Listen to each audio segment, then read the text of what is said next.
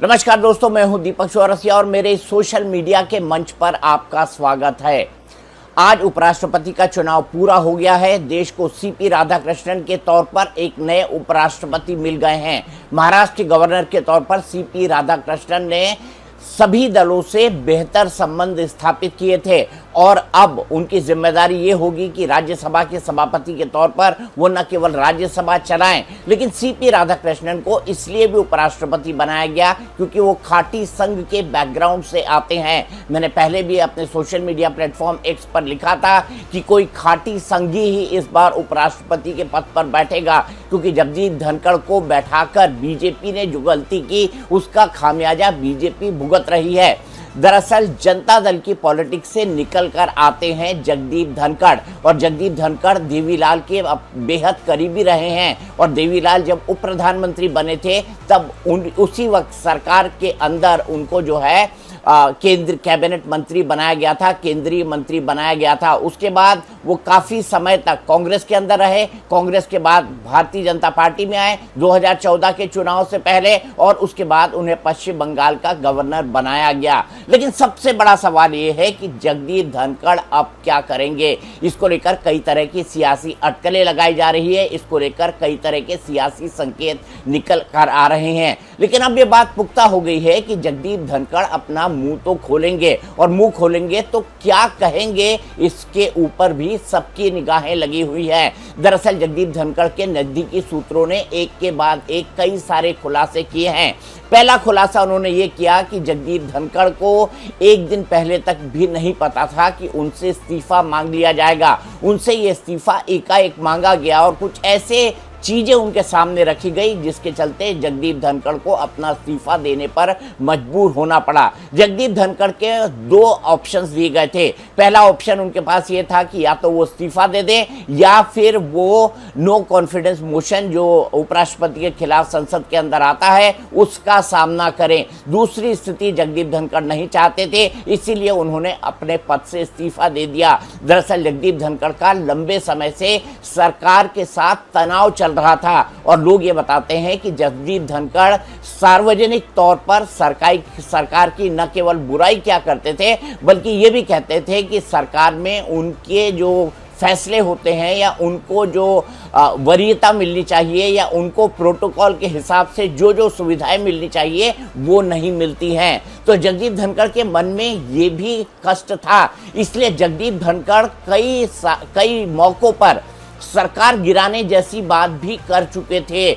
उन्होंने एक सांसद से ये कहा था और चंद्रबाबू नायडू से बकायदा ये संदेशा पहुंचाया था कि आपके और जनता दल यूनाइटेड के कंधों पर जो है ये सरकार है, क्यों ना एक नया ऑल्टरनेट चुना जाए। ऐसी बात भी जगदीप धनखड़ ने अपने हाल ही के दिनों में जो विपक्ष के साथ उन्होंने तगड़ा मेलजोल बढ़ाया था उस विपक्ष के साथ इस मेलजोल बढ़ाने के वक्त की थी, और सरकार को इन तमाम बातों की जानकारी थी। सरकार को ये जानकारी भी थी कि जब उन्होंने ये बात चंद्रबाबू नायडू को बोली तो जानकार सूत्र ये बताते हैं कि चंद्रबाबू नायडू ने खुद ये बात प्रधानमंत्री तक कम्युनिकेट की, और जब पानी सर से ऊपर चढ़ गया तो फिर जगदीप धनखड़ को कह दिया गया कि वो अपने पद से इस्तीफा दे दें।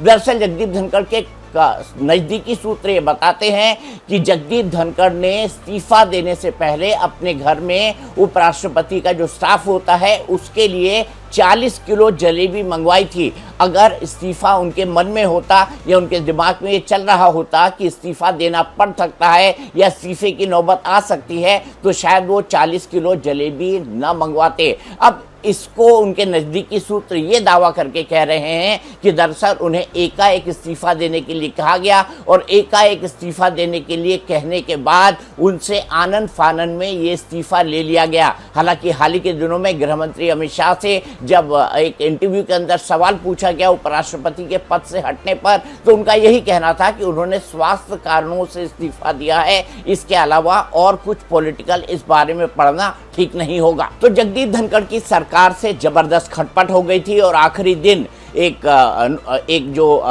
नो कॉन्फिडेंस मोशन है उसको एडमिट करने को लेकर जो जज के खिलाफ आने वाला था उसको लेकर सरकार के साथ उनकी एक तरह से कहा जाए ठन गई तो ये गलत नहीं होगा। उस दिन भी जगदीप धनखड़ पूरे दिन काम करते रहे थे, पूरे दिन राज्यसभा के अंदर रहे थे और शाम होते होते अचानक उनके इस्तीफे की खबर आई। ये खबर 22 जुलाई को आई थी। रात को 9:20 पर उन्होंने अपने इस्तीफे को सोशल मीडिया पर डाला था और वो एकाएक इस्तीफा लेकर राष्ट्रपति भवन गए थे और राष्ट्रपति उस वक्त जो है रिटायर हो चुकी थी, यानी वो अपने विश्राम के लिए चली गई थी। लेकिन उपराष्ट्रपति एकाएक आए तो ऐसे में राष्ट्रपति को बुलाया गया, राष्ट्रपति को इसके बारे में जानकारी दी गई और उपराष्ट्रपति को भी राष्ट्रपति तैयार होकर आए उसके लिए लगभग आधे घंटे का इंतजार करना पड़ा था।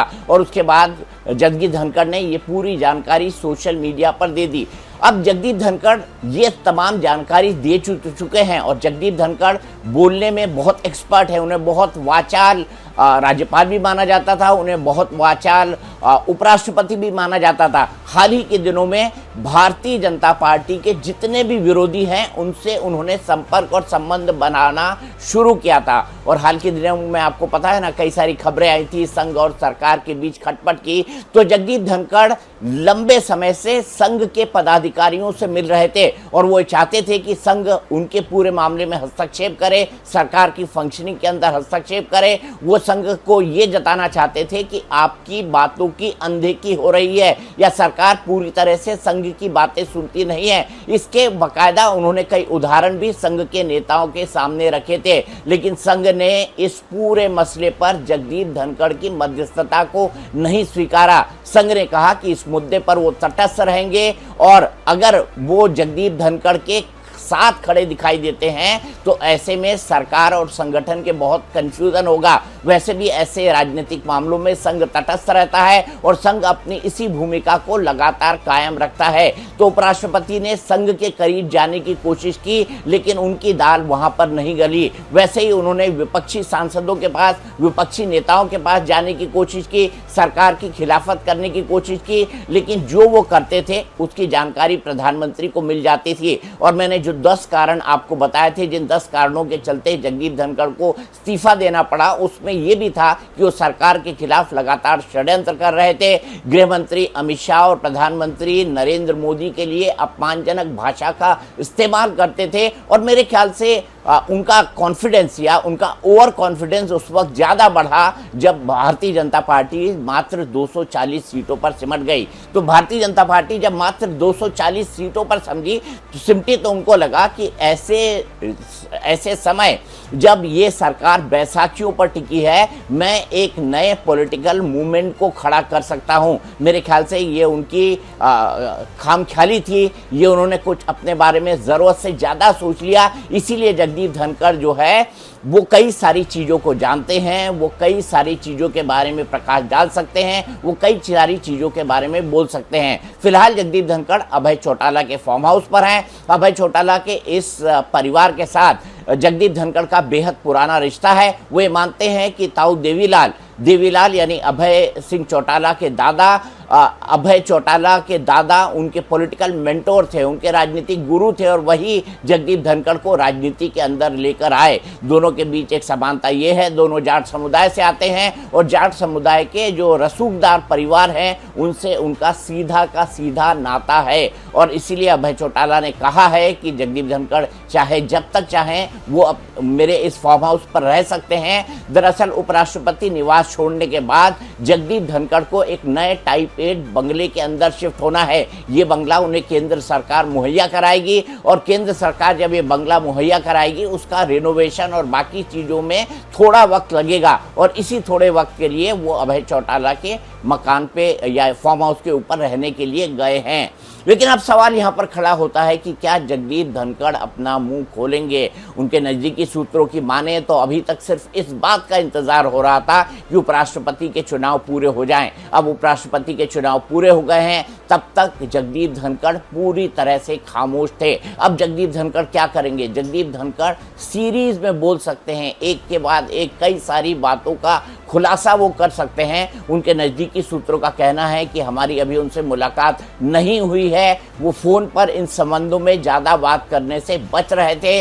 लेकिन निश्चित तौर पर ही वो इन तमाम तथ्यों को जनता के सामने रखेंगे कि एक उपराष्ट्रपति को किन कारणों से उनके पद से हटाया गया। और सवाल यहाँ पर ये खड़ा होता है कि उपराष्ट्रपति पद से हटने के बाद जगदीप धनखड़ सरकार से कोई सीधा कॉन्फ्रंटेशन लेने की कोशिश करेंगे या कोई बचाव का रास्ता निकालेंगे। इस पर सबकी नज़रें लगी हुई है। 25 सितंबर को चौधरी देवीलाल का जन्मदिन भी है और ये भी कहा जा रहा है कि 25 सितंबर को चौधरी देवीलाल के जन्मदिन के ऊपर जगदीप धनखड़ अपने नए जो सियासी जो गोटियां हैं वो खेल सकते हैं। इसीलिए सबको इंतज़ार है 25 सितंबर का कि 25 सितंबर से पहले जगदीप धनखड़ कुछ कहते हैं या जगदीप धनखड़ खामोश बने रहते हैं। अभी तक जो जानकारी निकल कर और छन छन कर सामने आ रही है उसके मुताबिक जगदीप धनखड़ बोलेंगे, अपना मुंह जरूर खोलेंगे।